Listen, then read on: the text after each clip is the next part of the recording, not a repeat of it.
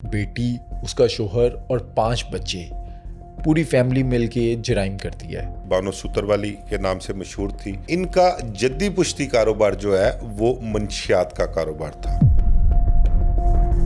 पूरे पाकिस्तान में अगर मंशियात पर सख्ती है ना, किसी की मंशियात नहीं बिक रही तो अंदरून शहर लोहारी गेट लाहौर में बानों की मंशियात जरूर बिका करती थी।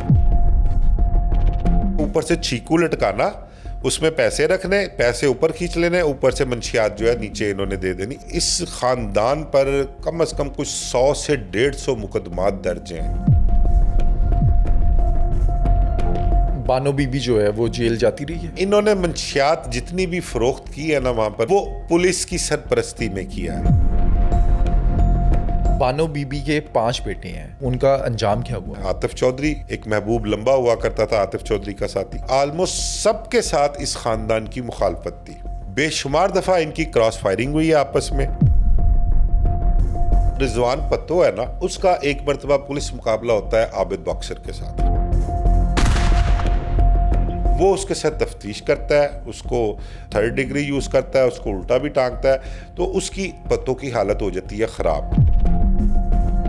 लाहौर के अंदर ब्रोथल हाउसेज हों या फिर ये मंशियात का काम, सिर्फ इन 2 कामों के अंदर ख़वातीन जो थी वो सामने आती थी, या और भी कोई सुपारी लेनी, किसी का कत्ल करना, इस तरह के वाक़यात कोई आपने देखे? इसमें एक करैक्टर माजी में रहा है गोगी भट्ट का। गोगी भट्ट ग्वाल मंडी वाला नहीं, क्योंकि गोगी भट्ट का जब भी नाम आता है ना तो वो फौरी तौर पर ज़हन ग्वाल मंडी की तरफ ही जाता है। अंदरून लाहौर की बानो सूतरवाली और उसके 5 क्रिमिनल बचे जिन्होंने लाहौर के अंदर मंशियात का गंदा धंधा चलाए रखा। लेकिन यहाँ सोचने की एक बात है कि लाहौर के अंदर उस टाइम पे दबंग पुलिस ऑफिसर्स के होते हुए ये फैमिली कैसे अपना कारोबार चलाती रही, और फिर इस फैमिली पर जवाल कैसे आया, बानो के बच्चे कैसे मारे गए और बानो का अंजाम क्या हुआ, ये सब कुछ जानिए आज के इस पॉडकास्ट में आमिर मिर्ज़ा साहब से।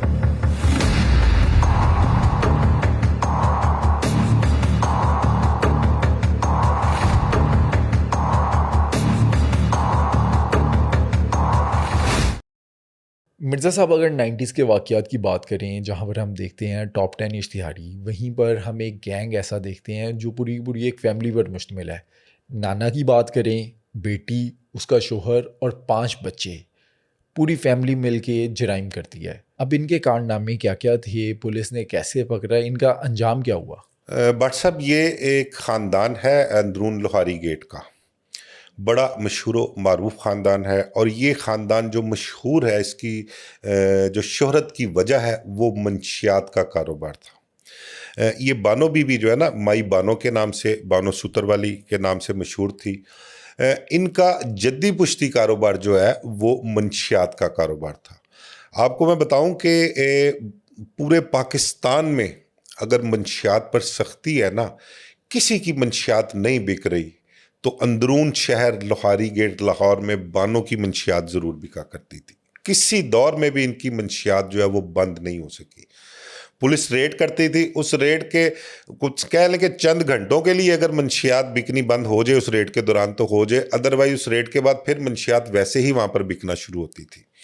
और लोग इस तरह से वहाँ से मंशियात लेके जाते थे जैसे आप कह लें कि अपना किसी दरबार पे या कोई अपना न्याज नहीं बांट रहा होता कोई, इस तरह से इन्होंने मंशियात बेची है। और इस ख़ानदान पर कम से कम कुछ 100 से 150 मुकदमात दर्ज हैं इन पर। ये ऐसा ख़ानदान है कि इस ख़ानदान पर BBC ने जो है वो स्टोरी की थी, पूरा प्रोग्राम किया हुआ है इस पे, इस ख़ानदान पे, बानो बीबी के हवाले से, मंशियात के हवाले से कि इनका मंशियात का कारोबार था। अच्छा, बानो बीबी का जो वालिद था ना झंडे खां, वो भी शुरू से ही मंशियात फरोश, मैंने कहा ना जद्दी पुश्ती कारोबार है, उनका भी मंशियात का ही काम था। और अंदरून शहर लोहारी गेट में एक बड़ा मशहूर है झंडे चौक, ठीक है, वो इसके बानों के वालिद के नाम पे उसका चौक का नाम रखा गया हुआ है। अब अंदरून लोहारी जो है ना, वो मैं आपको बताऊं कि अंदरून लोहारी में बदमाश बहुत पैदा किए हैं, वहाँ से बड़े बदमाश निकले हैं। आतिफ चौधरी वहाँ पर, आतिफ चौधरी वहाँ से निकला, बाबा नीफा वहाँ से निकला, नदीम पोपा हुआ करता था, एक बिल्ला शकूरे वाला, एक बिल्ला चमकती तलवार, बाबर चांदी वाला, एक गोगी था, फिर इमाम बख्श का बेटा एक सोहेल काना, एक टीपू, मतलब के बड़े नामवर किरदार जो है ना वहाँ से निकले हैं। मुल्ला मुजफ्फर भी अंदरून शहर का था। मैं आपको स्पेसिफिकली अंदरून लोहारी की बात बता रहा हूँ मैं, जहाँ का ये ख़ानदान रिहायशी था। इन बदमाशों के नाम गिनवाने का मकसद ये है मेरा कि मैं आपको ये बताऊँ कि इस ख़ानदान की इन तमाम बदमाशों से, इसमें टॉप 10 में भी लोग रहे हैं। आतिफ चौधरी स्टूडेंट लीडर रहा है, हालांकि स्टूडेंट वो था नहीं, लेकिन आतिफ चौधरी का एक बड़ा नाम हुआ है। एक महबूब लंबा हुआ करता था आतिफ चौधरी का साथी। ये सब उस अंदरून शहर लोहारी गेट के रिहायशी थे। अब ये जितने भी नाम मैंने आपको गिनवाए ना, तकरीबन आलमोस्ट सबके साथ इस ख़ानदान की मुखालफत थी। मंशियात फरोशी के हवाले से इस ख़ानदान का जो किरदार था वो था, बानो बीबी के 5 बेटे थे और वो पांचों बेटे ही जवान थे, तगड़े थे, फिट थे और बदमाशी में कदम रखते थे। उन्होंने किसी को अपनी ज़िंदगी में माना ही नहीं। अगर कोई इनके साथ लड़ा है, इनके सामने आया है, तो ये उसके साथ बिल्कुल सीधे हो गए हैं। बेशुमार दफ़ा इनकी क्रॉस फायरिंग हुई है आपस में। हालांकि आतिफ चौधरी, नदीम पोपा, बड़ा नाम हुआ है इनका और बड़े हाथ छूट हुआ करते थे, 1 सेकंड से पहले गोली चला दिया करते थे। असद प्रिंस का हमने पॉडकास्ट किया, असद प्रिंस भी इसी ग्रोह से ताल्लुक़ था, आतिफ चौधरी वगैरह से। ठीक है, बड़ा निडर, बड़ा बहादुर करैक्टर रहा वो उस दौर में, लेकिन ये सब उससे भी मत्थे लग जाते थे, उसके भी सामने खड़े हो जाते थे। इनके मुतल्लिक जो पुलिस अफसरान हैं वो ये बताते हैं, बल्कि बदमाश लोग जो हैं, रस्सागीर डेरेदार, वो भी कहते हैं कि बानो बीबी के बेटों ने कभी किसी को माना ही नहीं, कभी किसी को अपने सामने खड़े होना ही नहीं दिया, हर किसी के साथ उन्होंने मुतक्का लगाया। अच्छा, अब ये जो झंडे खान था, इसकी बेटी बानो सूतर वाली, वो मंशियात का काम करती थी, उसके बेटे नहीं थे, या बेटे जो थे वो भी मंशियात का काम करते थे? यार सारा ख़ानदान इस काम में मुलव्वस था, मैंने आपको बताया, और सबके खिलाफ FIR दर्ज हैं और मोस्टली कोई 80-85% FIR जो है वो थाने लोहारी में दर्ज हैं। आज भी उसका थाने लोहारी के रिकॉर्ड का हिस्सा है ये चीज़ें। जाके आप देखें, आपको 100 से ज़्यादा FIR वहाँ पे मिलेंगी। कहते हैं कि 150 के लगभग इस ख़ानदान के ख़िलाफ़ FIR दर्ज हैं। और मतलब कि इस तरह मंशियात बेचते थे कि ऊपर से चीकू लटकाना, उसमें पैसे रखने, पैसे ऊपर खींच लेने, ऊपर से मंशियात जो है नीचे इन्होंने दे देनी। इस तरह से वहाँ पर मंशियात बिकती थी। और नीचे कहते हैं लाइनों में लोग खड़े होते थे। बल्कि वहाँ पर कुछ 1-2 तगड़े बदमाश जो गुजरे हैं, उनके हवाले से भी बताऊं कि उन्होंने भी कोशिश की कि मंशियात का काम वहाँ पर लोहारी में शुरू किया जाए। उन्होंने काम शुरू भी किया, जिसकी वजह से इनसे मुखालफत भी हुई, और लेकिन उनका काम वहाँ पर नहीं चला। इनका काम तगड़ा था। इनका कह लें कि जो माल था वो भी प्योर होता था, कोई मिलावट नहीं होती थी, और उन लोगों को ये पता था कि कहीं से हमें मंशियात मिले ना मिले, इस घर से हमें मंशियात जो है वो मिल जाया करती थी वहाँ। अच्छा, इन पे पर्चे होते थे, मुकदमात होते थे, पुलिस रोकती क्यों नहीं थी? इन्होंने मंशियात जितनी भी फ़रोख्त की है ना, वहाँ पर मंशियात का कारोबार किया है, वो पुलिस की सरपरस्ती में किया है, पुलिस की मिली भगत से किया है। अब पुलिस को मजबूरी होती थी कि उन्होंने अपनी कार्रवाई भी करनी होती थी, और वो FIR दर्ज करना पुलिस की मजबूरी होती थी। ठीक है, नहीं तो वहाँ पर जिस तरह से इनकी मंशियात बिकती थी, कोई भी SHO वहाँ पर टिक नहीं सकता था अगर अफसरान जो है SHO के ख़िलाफ़ लीगल एक्शन ले। अब FIR देने का मकसद ये होता था कि अफसरान को बताना कि जी हमने रेड किया है, कोई काबू नहीं आया, गिरफ्तार कोई नहीं हुआ, घर पर था कोई नहीं, जब थे तो भाग गए, और हमने वहाँ से ये मंशियात पकड़ी है। ये इतनी सी, उस टाइम मंशियात के मुतल्लिक ना कानून इतना सख्त भी नहीं हुआ करता था, और मंशियात इतनी वो FIR में दिया करते थे जिसकी बेल हो जाया करती थी। जेलों में भी गए हैं ये ख़ानदान, इस ख़ानदान के लोग, लेकिन जेलों से उन्होंने अपने केसेस को फेस किया, ज़मानतें करवा के बाहर आ गए, दोबारा अपने घर में बैठ के उसी तरह से मंशियात का कारोबार शुरू कर दिया करते थे। ये बानो बीबी जो है वो जेल जाती रही है? हाँ, बानो बीबी को भी गिरफ्तार किया गया, उसको भी जेल भिजवाया गया है, लेकिन वो फेस करते थे। वकला की टीम उनके पास हुआ करती थी, वो कहता ना एक टीम वर्क के तौर पे। तो टीम वर्क आप कहीं भी ले लें, वो चाहे किसी अच्छे काम के लिए ले लें, किसी बिजनेस के लिए ले लें, चाहे ये अपना बुराई की तरफ आ जाएं, आप बुरे कामों के लिए ले लें, तो टीम वर्क जहाँ होता है वहाँ पर उनको कामयाबी मिलती है। तो बड़ी कामयाबी के साथ ये अपना कारोबार करते रहे हैं वहाँ पर। अच्छा, बचपन में मेरी दादी, क्योंकि वो भी लोहारी से थी, वो स्टोरी सुनाती थी।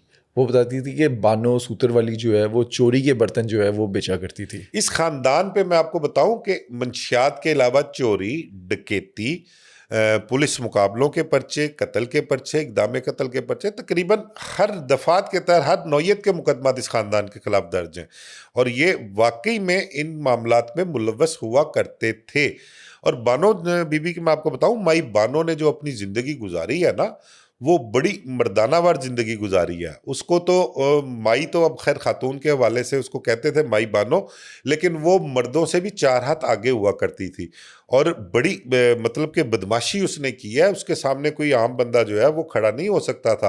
वो वेरती थी हर बंदे को और बड़ा टिका के जवाब दिया करती थी, जैसे कि मर्द भी जवाब नहीं दिया करते। उसने इस तरह से कारोबार भी किया है और ज़िंदगी भी इसी तरह से गुजारी है और यही वजह है कि उसने उसकी इस बदमाशी की वजह से या उसके इस मर्दानावार रवैया जो हुआ करता था, उसकी वजह से उसके जो बेटे थे उन्होंने बदमाशी लाइन में कदम भी रखा और वो किसी को माना नहीं करते थे। ये उनकी ट्रेनिंग का हिस्सा कह लें कि उनकी माँ की तरफ से या ख़ानदान की तरफ से उस नौजवानों की जो थी ट्रेनिंग थी, ये उन्होंने किसी को नहीं माना। उन्होंने बदमाशी की, टिका के की, किसी को नहीं माना, किसी पुलिस वाले को नहीं माना, किसी पुलिस अफसर को नहीं माना। पुलिस के साथ जहाँ कहीं आमना सामना हुआ है उनकी क्रॉस फायरिंग हुई है, आपस में क्रॉस फायरिंग भी की है उन्होंने, कई कत्ल भी किए हैं उन्होंने, बहुत सारे मामलात हुए हैं, पुलिस मुकाबलों के मुकदमात उन पर दर्ज हुए हैं। अंदरून शहर छोड़कर बाहर भी उन्होंने रिहाइश इख्तियार की, जाके बाहर भी उन्होंने रिहाइश रखी, लेकिन जहाँ कहीं कभी पुलिस को पता लगता था पुलिस उनको रेड भी करती थी। कहीं रास्ते में आमना सामना होता था तो वहाँ पर भी पुलिस का उनके साथ मुकाबला होता था। तो इन सब भाइयों ने इसी तरह अपनी ज़िंदगी गुजारी है। बानो बीबी के 5 बेटे हैं, उनके क्या क्या वाक़यात हैं, क्या क्या कार्रवाइयाँ की, उनका अंजाम क्या हुआ? बट साहब, बानो बीबी के जो 5 बेटे थे ना, उनमें से एक बेटा जो था ना, वो इत्तफाकिया तौर पर छत से गिरकर मर जाता है उसको। अब पीछे रह जाते हैं उसके 4 बेटे। अब 4 बेटों में एक बेटा है उसका कमाल उर्फ पीची, एक बेटा है रिजवान उर्फ पत्तो और एक बेटा है नादू उनका। अब इनके जो कुछ मामलात, कुछ वाक़यात मैं आपके साथ शेयर करता हूँ। जो रिजवान पत्तो है ना, उसका एक मरतबा पुलिस मुकाबला होता है आबिद बॉक्सर के साथ। अंदरून शहर रंग महल में ना एक बड़ा ही मशहूर व मारूफ एक बाहरी रेस्टोरेंट है, वहाँ पर अपना चरगे वाला अक्सर ये वहाँ पर खाना खाने जाया करते थे। अब इन्फॉर्मेशन आती है पुलिस के पास कि ये इसने रिजवान पत्तो जो है ना वहाँ पर खाना खाने के लिए जाना है उसने, या बैठा हुआ है वहाँ पर। आबिद बॉक्सर और दीगर जो है वहाँ पर रेड करते हैं, इसको पकड़ते हैं, गुत्थम गुत्था होते हैं, तो आपस में पुलिस की गोली चल जाती है, मुकाबला हो जाता है।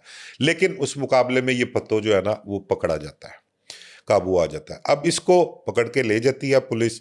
तो उस दौर में एक एएसआई हुआ करता था, मलक मनसब।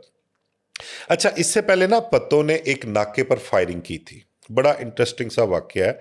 एक नाके पे फायरिंग करके ना उन्होंने एक कोई मकसूद सूदी नाम का कोई पुलिस एहलकार था, वो ज़ख्मी हो जाता है इस्लामपुरा में। अच्छा, उस दौरान जब ये गोली मार के उसको ज़ख्मी भी करता ना, तो ये उसके साथ भी गुत्थम गुत्था हो जाते हैं।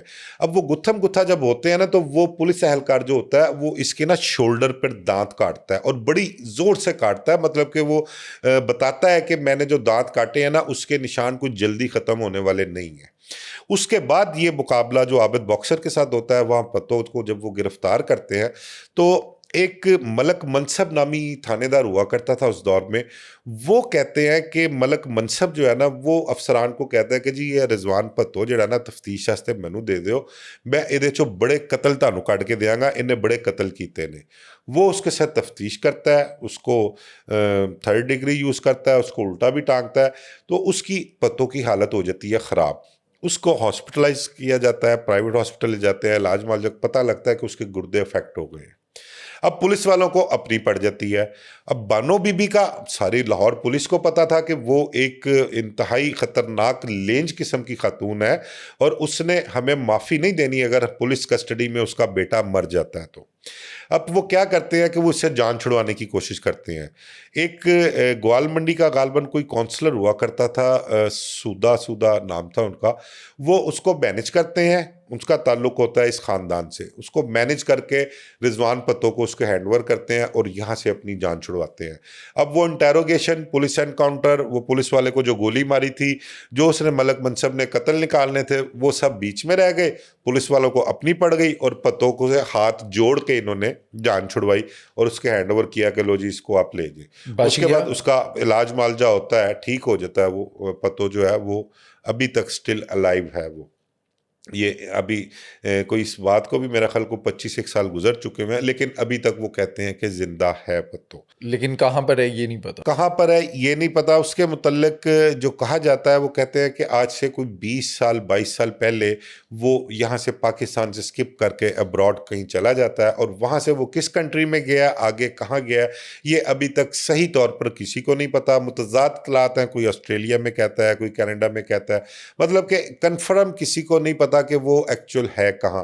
पाकिस्तान में अगर उसका किसी से कोई राब्ता है तो वो शायद कोई 1-2 लोग होंगे जिनसे राब्ता हो, अदरवाइज उसका राब्ता किसी से भी नहीं है। नहीं तो अब तक उसके मुतल्लिक इत्तला मिल जाती कि वो कहाँ पर मौजूद है, क्या कर रहा है और पाकिस्तान में किस किस से राब्ते में है। ये अभी तक कंफर्मेशन किसी के भी पास नहीं है। बल्कि मैंने 1-2 कमेंट्स पढ़े थे इस हवाले से, कोई अपना प्रोग्राम में वो कुछ कहते हैं कि जी नहीं वो ऑस्ट्रेलिया में है, वो बिल्कुल ठीक है, वो अपने बीवी बच्चों के साथ ज़िंदगी गुजार रहा है। इस किस्म के कमेंट्स भी पढ़े हैं, लेकिन कंफर्मेशन इसके मुतल्लिक किसी की भी नहीं है। अच्छा, बानो बीबी का एक बेटा छत से गिर के मर गया, पत्तो जो है उसका पता नहीं कि कहाँ पर है लेकिन जिंदा है। बाकी जो 3 बेटे थे उनका क्या बना? उसमें एक बेटा इसका रेहान उर्फ नानी, उसके मुतल्लिक हमने अपने पिछले एक पॉडकास्ट में भी बताया था कि आपको बताया ना कि इन ख़ानदान की अंदरून शहर के जितने भी बदमाश मैंने आपको गिनवाए हैं ना स्टार्ट में, उन सब से इनकी दुश्मनी थी, सबसे इनकी क्रॉस फायरिंग भी हुई। बल्कि रेहान नानी के मुतल्लिक बताऊं कि रेहान नानी ने एक शालू नाम का लड़का था अंदरून शहर में, उसको मर्डर करवाया था। और उसको मर्डर किसके ज़रिए करवाया था? एक रांझा नामी शख्स था और प्लानिंग सारी इसकी रेहान नानी की थी। जो शालू था ना वो आतिफ चौधरी का बेस्ट बडी था। आतिफ चौधरी को इस चीज़ का रंज भी था, फिर इनके साथ मुखालफत भी थी उनकी। रेहान नानी जो है इकबाल टाउन में एक जगह पर किसी तंदूर शॉप पर जाता है रोटियां लेने के लिए। असद प्रिंस उसके साथ गालबन शायद आगा नवीद था या नदीम पोपा, इन दोनों में से कोई एक था उसके साथ। असद प्रिंस की नज़र पड़ती है रेहान नानी पर कि वहाँ पर तंदूर वाली शॉप पर ये आया है। जब उस पर नज़र पड़ती है तो वो उसका फ्लैशबैक में जाता है कि इसने शालू को मर्डर करवाया है, आतिफ चौधरी का जो है इसकी मुखालफत है, तो ये उस पर अटैक करते हैं और उसको वहाँ पर ऑन द स्पॉट मार देते हैं असद प्रिंस वगैरह। ये बानो बीबी का जो दूसरा बेटा था, ये उसकी भी यहाँ पर मौत वाक़या हो जाती है। अच्छा, हनीफा बाबा जो है उन पर भी इनमें से कोई भाई जो है फायरिंग करता है? मैंने बताया कि हनीफा बाबा जो थे उन्होंने स्टार्ट में शुरू में अभी उन्होंने पर पुर्जे नहीं निकाले थे। वो अमीरुद्दीन जो था अकबरी गेट वाला तारों वाला, उसके मर्डर में वो इन्वॉल्व नहीं हुए थे, बिल्ला ट्रक्का वाला के साथ अटैच नहीं हुए थे। उससे पहले हनीफा बाबा हनीफे के खिलाफ गालबन कोई अपना एक आधा कोई पर्चा कत्ल का ज़रूर हुआ था। वो इन्होंने कोई मंशियात का काम वहाँ पर शुरू किया था अंदरून शहर में, ठीक है। उस मंशियात के काम की वजह से इनकी इस ख़ानदान के साथ लगनी शुरू हो गई और इन्होंने एक मरतबा उस पर फायरिंग भी की थी। ये हनीफा बाबा वगैरह के साथ भी वाक़या पेश आया था। अब आज इनका एक भाई था कमाल उर्फ पीची, ठीक है। कमाल उर्फ पीची जो है उसकी शादी जो है वो एक कोई वकार नामी शख्स है उसका, बल्कि आजकल वो हयात भी है और ऑनलाइन बैटिंग के हवाले से उसका वकार खान का बड़ा एक नाम है, ठीक है। वकार खान की जो सिस्टर थी उसके साथ कमाल पीची की शादी होती है, वो इनका एक रिश्तेदारी थी उसमें। अब कमाल पीची की ज़िंदगी में ये होता है कि कमाल पीची बड़ा फिट था, खूबसूरत नौजवान था। वो होता है कि घर में ना एक स्कॉर्पियो गन थी, वो घर में ना गन साफ कर रहा होता है तो अचानक जो है ना उससे फायर हो जाता है।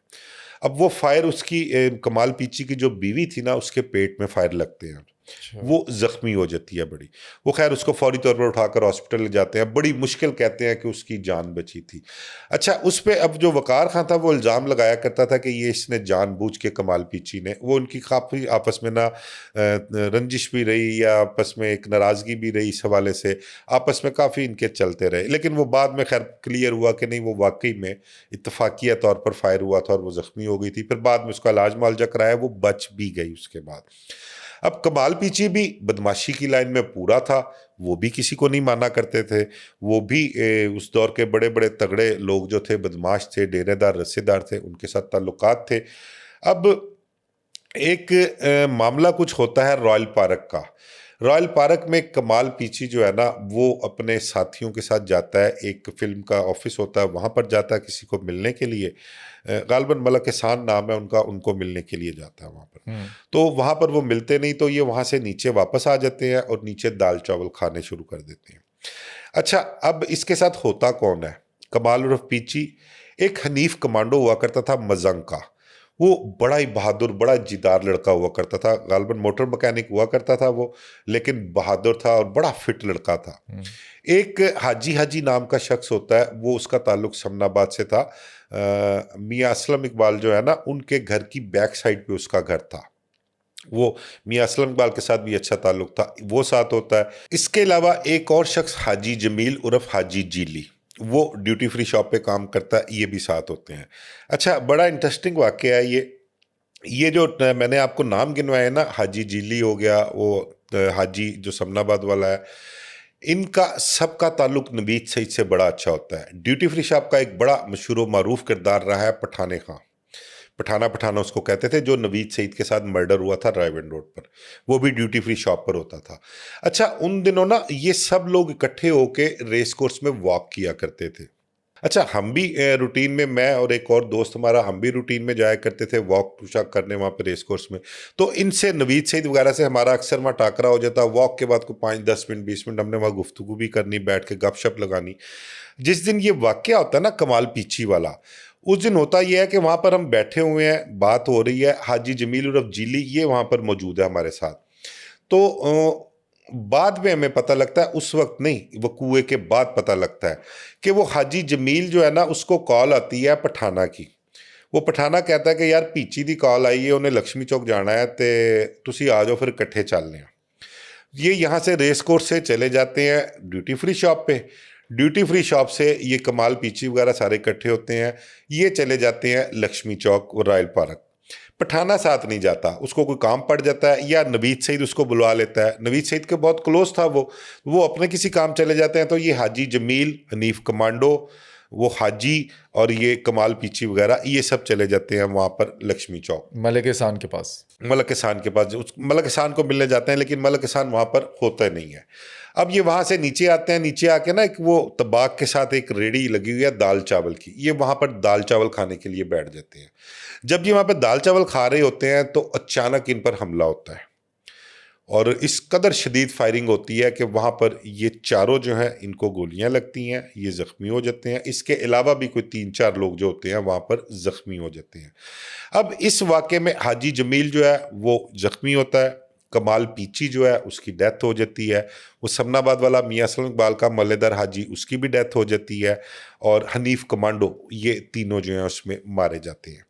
खैर, बड़ा झगड़ा वगड़ा पड़ता है, बड़ा रौला होता है, पुलिस आ जाती है, ज़ख्मियों को हॉस्पिटल ले जाया जाता है।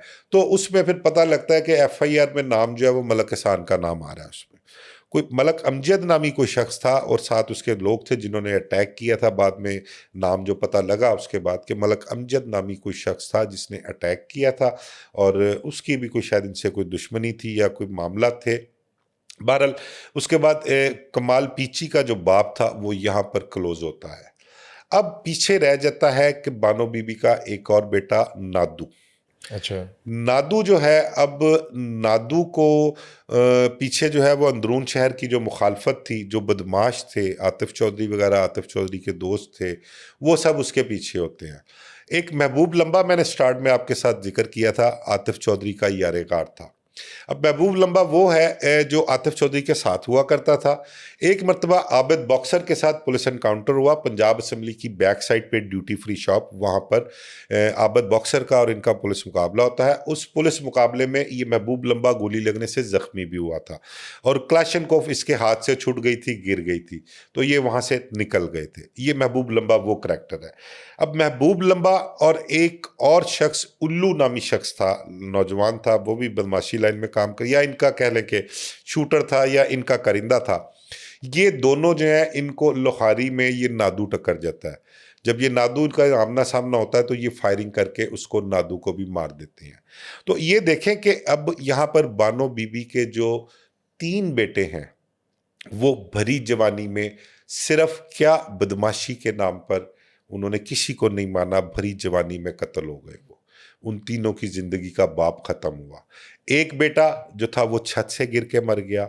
एक बेटा जो जिंदा है अभी तक, जिसके मुतल्लिक कहा जाता है रिजवान पत्तो, उसका ये कुछ नहीं पता कि वो कहाँ पर है भी या नहीं, लेकिन लोग कहते हैं कि वो है और किसी दूसरे मुल्क में मौजूद है, वहाँ पर वो अपनी ज़िंदगी गुजार रहा है। इसके बाद बानो बीबी जो है वो पता लगता है कि शायद चुबुर्जी पार्क वाली साइड पर या सांदे वाली साइड पर, वहाँ पर किसी मकान में शिफ्ट हो जाती हैं, किराए के मकान पर, और वहीं पर कहते हैं कि शायद उसकी डेथ भी हो चुकी हुई है और बानो बीबी अब हयात नहीं है। अच्छा, अपने टाइम पे किस तरह से इनके मामलात चलते थे? क्या उस टाइम पे पुलिस को कोई रिश्वत वगैरह देती थी? ये पुलिस के होते हुए जहाँ पर ये टॉप 10 इश्तिहारी हैं, पुलिस उनके पीछे भी पड़ी हुई है, इसका काम कैसे चल रहा था? देखें, मैंने आपको बताया कि बानो ने जो मंशियात बिकवाई है ना, वो पुलिस की सरपरस्ती में ही बिकी है, ठीक है। और बीबीसी ने इसकी स्टोरी की थी, आपको मैंने बताया। और पुलिस की मर्जी के बगैर जो है पेड क्राइम वो नहीं हो सकता। और जो मुकदमा दर्ज होते थे वो अपना मर्जी से हुआ करते थे, लेकिन जो मर्जी के अगेंस्ट मुकदमा दर्ज होते थे, मतलब कि ये नहीं कि हर एसएचओ जो आने वाला होता था वो अपनी मर्जी से मंशियात बिकवाया करता था। बड़े बड़े ऐसे एसएचओस थे, वो हमने देखे हैं, वो कहते हैं कि एक मंशियात की कमाई नहीं लेनी और एक औरत की कमाई नहीं खानी, यानी ब्रोथल हाउस की कमाई। उनका ये 2 कमाइयाँ हम पे हराम है, इसके अलावा बाकी जो कमाइयाँ हैं वो हम ले लें। ऐसे ऐसे भी उसूल पसंद एसएचओज, इंस्पेक्टर्स, अफसरान जो हैं वो माजी में गुजरे हैं। वो लोग भी आते थे जो किसकी कमाई से अपना पैसे नहीं लेते थे और वो इनके खिलाफ कार्रवाइयाँ किया करते थे, वो मुकदमात भी दर्ज करते थे। उन्होंने इनको वहाँ से भगा के भी रखा, लेकिन ये छुपा के भी कह लें, सरेआम भी कह लें, इन्होंने मंशियात का कारोबार जो है वो जारी रखा। रिजवान उर्फ पत्तो का आपको एक और वाकया बताऊं कि एक सब इंस्पेक्टर हुआ करते थे उस दौर में, फयाज, उसका ना फायरिंग एक मुकाबले में हुई थी, एक उंगली जाए हुई थी, उसका नाम ना फयाज टुंडा जो है वो रख दिया। सब कहते थे फयाज टुंडा के नाम से वो मशहूर था। बाद में वो डीएसपी प्रमोट हुआ, फिर उसके बाद उसकी डेथ हो गई बेचारे की, अल्लाह पाक गरीब की रहमत करे। तो उसके साथ भी रिजवान उर्फ पत्तो का एक दफ़ा आमना सामना होता है इकबाल टाउन में।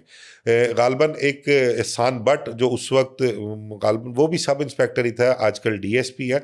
ये फयाज और एहसान बट दोनों इकट्ठे थे, इनका जब आपस में आमना सामना होता है तो एक सेकंड नहीं लगाता पत्तो जो है वो इन पर फायर करने में। वो इन पर फायर करता है, वो भी इस पर फायर करते हैं, लेकिन ये इतना फुर्तीला था और इतना मतलब कि इसको अबूर हासिल था कि ये फौरी तौर पर जो है ना उनकी नज़रों से ओझल हो गया, निकल गया वहाँ से। उन्होंने ताकुब किया इसका, फायरिंग भी की इनको, लेकिन वो काबू नहीं आ सके। उसकी एफआईआर गालबन थाना मिल्लत पार्क में दर्ज हुई थी। तो उसके बाद फिर ये पुलिस जो थी ना, मैंने आपको बताया ये फयाज और एहसान बट ये उस वक्त उमर विरक की टीम का हिस्सा हुआ करते थे। और फिर उमर विरक की टीम जितनी भी थी सारी वो इनके पीछे थी। ये वहाँ से इस मुकाबले के बाद अंदरून शहर में जो इनका घर थे वहाँ से भी रूपोश हो गए घर वाले, क्योंकि उनको पता था कि पुलिस की रेड होगी। फिर उसके बाद इन्होंने इकबाल टाउन के इलाके में भी कहीं रिहाइश किए रखी, फिर मुख्तलिफ जगह बदल बदल कर ये रहा करते थे। लेकिन बाद में आबिद बॉक्सर जो है वो इसे गिरफ्तार करता है। आबिद बॉक्सर ने इसको रिजवान पत्तो को रंगमहल से गिरफ्तार किया। और उसके अलावा एक आबिद बॉक्सर ने इनके एक और भाई को गालबन नादू को भी गिरफ्तार किया उन्होंने किसी जगह पर। चुबुर्जी से गालबन जहाँ मुझे याद पड़ता है, चुबुर्जी में आबद बॉक्सर ने इतला मिली थी जहाँ पर इन्होंने रिहाइश इख्तियार की थी ना, वो गालबन सांदा का इलाका लगता है करीब, वहाँ से आबद बॉक्सर को इन्फॉर्मेशन मिलती है तो उसको नादू को जो है वो आबद बॉक्सर ने गिरफ्तार किया, गिरफ्तार करके FIR दर्ज की और उसको जेल भी भिजवाया।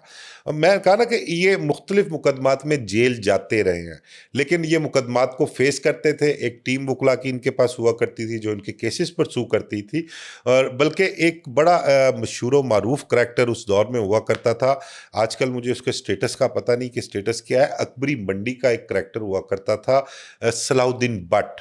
सलाउद्दीन भट्ट घी वाला के नाम से वो मशहूर है। वो इनकी पैरवी किया करता था, उसका इस खानदान से बड़ा अच्छा ताल्लुक था।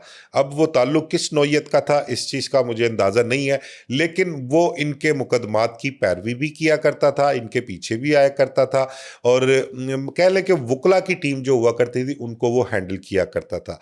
जब जब इनमें से जो कोई भी गिरफ्तार हुआ, वो कह लें कि अगर किसी को बगैर किसी मुकदमे के या बारों बार छुड़वाना हो, बारों बार से मतलब कि पुलिस के साथ मामला तय करके थाने ना जाने दिया जाए और बाहर जी कुछ ले दे के, वो सारे मामला जो है वो सलाउद्दीन भट्ट देखा करता था, और इनके पीछे मुकदमात की पैरवी और इनको जेलों से रिहाई तक सारे मामला तो वो हैंडल किया करता था। इसी तरह जो मैंने आपसे सूदे का जिक्र किया, ग्वाल मंडी का जो करैक्टर था सूदा, जो जिसको पत्तों को जिसके हैंड ओवर किया था पुलिस वालों ने, वो भी यही करैक्टर था, और वो भी इन्हीं की पैरवी किया करता था जहां कहीं इनको ज़रूरत हुआ करती थी।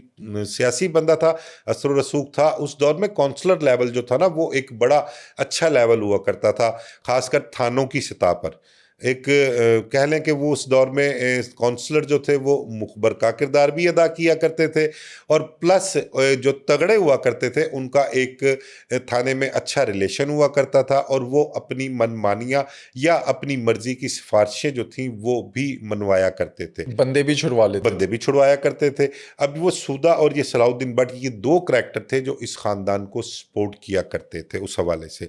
फिर दूसरा बानो बीबी ने उस दौर में कह लें कि मंशियात के हवाले से आपको बताऊं कि उसने सिर्फ चंद एक लोग जो थे ना, चंद एक पुलिस अफसरान वो रखे हुआ करते थे जिनके साथ उसकी सेटिंग हुआ करती थी। बाकी ये नहीं कि उसने हर किसी को चट्टी भरनी या हर किसी को कोई तोहफे तहफ देने या पैसे भरने, ये उसने बिल्कुल कतन अपनी लाइफ में नहीं किया।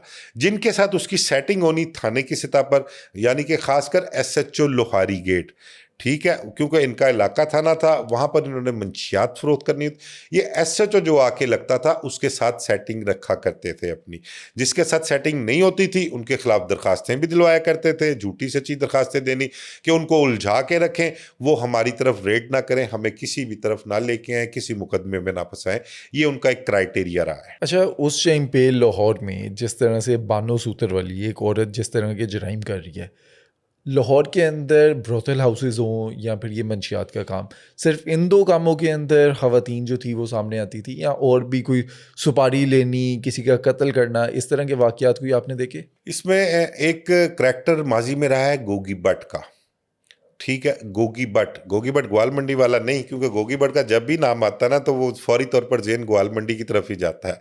ये वो गोगी भट्ट नहीं है, ये एक खातून थी गोगी भट्ट, ये सब्ज़ाज़ार की रिहायशी थी, और इसको मैं आपको बताऊं कि एक आतिफ चौधरी जो था ना, आतिफ चौधरी को कह लें कि ये मुंह बोला बेटा बनाया हुआ था इसने, गोगी भट्ट ने। तो ये ब्रोथल हाउस चलाया करती थी, इसके पास लड़कियां हुआ करती थी, उनकी सप्लाई जो थी वो ये किया करती थी, और इसने बदमाशी में भी बड़ा नाम कमाया, खुद बड़ी बदमाश हुआ करती थी। ये अपना पिस्तौल लगा के रखा करती थी, पिस्तौल हर वक्त इसकी डब में होता था, इसके पर्स में होता था। एक दफ़ा बल्कि सेशन कोर्ट में ये गिरफ्तार भी हुई थी और इससे पिस्टल भी बरामद हुआ था। इसी तरह एक करैक्टर कोई शमीम पठानी का हुआ है, उसके हवाले से कि वो ब्रोथल हाउस भी चलाती थी, मंशियात का कारोबार भी किया करती थी। तो इस किस्म के करैक्टर माजी में रहे हैं। ख़वातीन के हवाले से मशहूर मारूफ करैक्टर आंटी कैंडी का रहा है, वो ब्रोथल हाउसेस और डांस पार्टीज़ के हवाले से बड़ा मशहूर करैक्टर रहा है। एक नगीना खानम हुआ करती थी, उसका बड़ा नाम रहा है। वैसे तो ब्रोथल हाउसेस में बड़े बड़े मशहूर उनके बड़े जो बड़ी उनकी कह लें ख़वातीन, उनकी बुज़ुर्ग ख़वातीन जो थी वो ब्रोथल हाउसेस चलाती रही हैं। इवन के बड़ी बड़ी नामवर, मैं अब उनके नाम नहीं लेना चाहता, उनके मुतल्लिक भी यही है कि वो भी जो है बड़े बड़े अपना पॉलिटिशियंस को, बड़े बड़े ऑफिसर्स को जो है वो लड़कियां सप्लाई किया करती थी। वजह ये होती थी कि उन्होंने अपने मामलात, जितनी भी दो नंबरियां हुआ करती थी, वो उनको स्मूथली चलाया करना होता था। तो इस हवाले से बड़े किरदार ऐसे हैं जो डिस्कस किए जा सकते हैं कि ये लोग, ये ख़वातीन किन किन लोगों को क्या क्या कुछ प्रोवाइड किया करती थी। अच्छा, उस टाइम पे ये जो ब्रोथल हाउस में ख़वातीन आती थी या जो लड़कियां आती थी जिनसे ये जिस्म फरोशी करवाई जाती थी, वो अपनी मर्ज़ी से आती थी या कहीं से उठाकर लेकर आते थे या मजबूरी के तहत जो है उनकी फैमिली वाले उन्हें बेच देते थे? इसमें ना मोस्टली जो हुआ करता था ना, को उनका ताल्लुक लड़कियों का, जो ब्रोथल हाउसेस में इस्तेमाल किया करते थे ना जिन खवातीन का, लड़कियों का, मोस्टली उनको कह लें कि इनका ताल्लुक जो था ना इंतहाई मुतवस्सित तबके से ताल्लुक था। गुर्बत जो थी वो उस वजह, मेन वजह होती थी कि जो वो इस तरफ राग़िब होती थी या इस तरफ आया करती थी। चंद एक केसेस हुआ करते थे ऐसे कि जिनके मुतल्लिक़ कहा जाता था कि अगर कोई किसी को कोई उठा के ले आए या किसी को कोई छोड़ आए, इस किस्म के मामला चंद एक केसेस हुआ करते थे, सामने भी आते थे, केस रिपोर्ट भी हुआ करते थे, पुलिस भी इन्वॉल्व हुआ करती थी।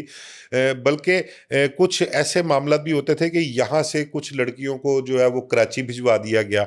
कराची के ब्रोथल हाउसेस जो है वहाँ पर उनको अपना इस्तेमाल किया जाने लगा, सप्लाई दी जाने लगी उनकी। तो यहाँ से लोग जो उन लड़कियों को यहाँ से जिनके पास काम किया करती थी वो लड़कियाँ, जब यहाँ से उनको शिफ्ट किया गया कराची किसी पार्टी ने, और उन्होंने उन पर कब्जा जमा लिया, उन पर अपना हक जताना शुरू कर दिया, तो यहाँ से लोग जो थे वो उनको छुड़वाने के लिए, उनको वापस लाने के लिए कराची भी जाते थे। वहाँ के जो कराची में उनका असर रसूख था उसको इस्तेमाल करते थे, खा वो पॉलिटिशियंस हों, पुलिस अफसरान हों। तो एक दो वाक़यात हैं ऐसे, बल्कि एक कोई जर्नलिस्ट ही था, उसके हवाले से बताऊं कि मुझे किसी ने शेयर किया था कि एक जर्नलिस्ट कराची गया हुआ है किसी ब्रोथल हाउस के हवाले से, वहाँ पर कुछ लड़की हैं, उनको वापस लाहौर लाना चाहता है वो। तो उस हवाले से वहाँ पर एक जर्नलिस्ट को उसने टाई अप किया था। तो उस जर्नलिस्ट ने मेरे साथ शेयर किया था कि यार लाहौर का ये जर्नलिस्ट है, मुझे किसी तरीके से वाय से मेरे राब्ते में आया और वो कह रहा है कि ये मामला था, इसकी क्या रेपुटेशन है वहाँ पर लाहौर में, क्या मामला था। तो खैर जो रेपुटेशन थी मैंने उसके साथ शेयर की, जो भी मामला थे वो उसको मैंने बताए। तो ये इस किस्म के मामला चलते रहे हैं और चलते हैं और आइंदा भी चलते ही रहेंगे। अच्छा, माजी में आपने देखा कि कुछ टाइम पहले पाकिस्तान के अंदर ये बात मशहूर हुई कि चाइनीज़ जो हैं वो लड़कियां पाकिस्तान में आ रही हैं इस काम के लिए, फिर थाईलैंड से लड़कियां जो हैं वो इस काम से आ रही हैं। आपने ये वाक़यात देखे जो गैर मुल्की हैं उनको इस गंदे काम के लिए लेकर आया गया? बहुत सारे मामला हैं, लाहौर शहर ही नहीं बल्कि आप कराची चले जाएं, कराची में, इस्लामाबाद में ख़ासकर जो हमारा वफाकी दारुल-हुकूमत है, वहाँ पर आपको जो ये इस कारोबार में लोग मुलव्वस है ना, जो ये काम करते हैं ब्रॉथल हाउसेस का या सप्लाई का जो एक चेन है उनकी, वो अपने कस्टमर के हिसाब से, कस्टमर की ख्वाहिश के मुताबिक उनको लड़कियों की सप्लाई देते हैं। वो उनसे पूछते हैं कि उनको कोई चाइनीज़ चाहिए, वो भी मिल जाएगी, थाईलैंड की कोई प्रोडक्ट है वो भी मिल जाएगी, कोई रशियन है उनको वो भी मिल जाएगी, कोई लोकल पाकिस्तानी कह लें वो भी मिल जाएगी। मतलब कि वो हर कैटेगरी जो है वो अवेलेबल उनके पास होती है। और यहाँ पर पाकिस्तान में तकरीबन हर कैटेगरी की या किसी दूसरे शहरों से जो आप कह लें आती हैं, मुल्कों से जो आती हैं लड़कियाँ, वो यहाँ पर मौजूद हैं और वो इस धंधे में भी शामिल हैं और वो ये मकरूह धंधा कर रही हैं। बेशुमार लड़कियां जो फॉरेनर हैं जिनका ताल्लुक दूसरे मुल्कों से हैं, वो आप देखें कि हमारे मोस्टली जो मसाज सेंटर्स हैं वहाँ पर ये काम करती हैं। अब मसाज सेंटर जो है वो किसी ब्रॉथल हाउस से कम तो नहीं है। वहाँ पर ये काम तो सारा कुछ यही होता है, लोग जाते हैं वहाँ पर मसाज के लिए, लेकिन वहाँ पर उनको जब कोई लड़की अच्छी लग जाए, अगर वो किसी के साथ टाइम गुजारना चाहें अलैदगी में, तन्हाई में, तो वो उसकी पे करके, रकम अदा करके उसको अपने साथ ले भी जाते हैं या वो जगह खुद भी प्रोवाइड कर देते हैं वहाँ पर। दोस्तों, आज के पॉडकास्ट में हमने आपको बानो सूतरवाली और उसके बच्चों का रूजो सवाल बताया। इस पॉडकास्ट का मकसद किसी भी क्रिमिनल को ग्लोरीफाई करना नहीं बल्कि उनका दर्दनाक अंजाम बताना है। कोई भी क्रिमिनल जितना भी ताकतवर हो जाए, जितना भी बाज़र हो जाए, उसका एंड दुश्मन की गोली या फिर पुलिस की गोली ही होता है।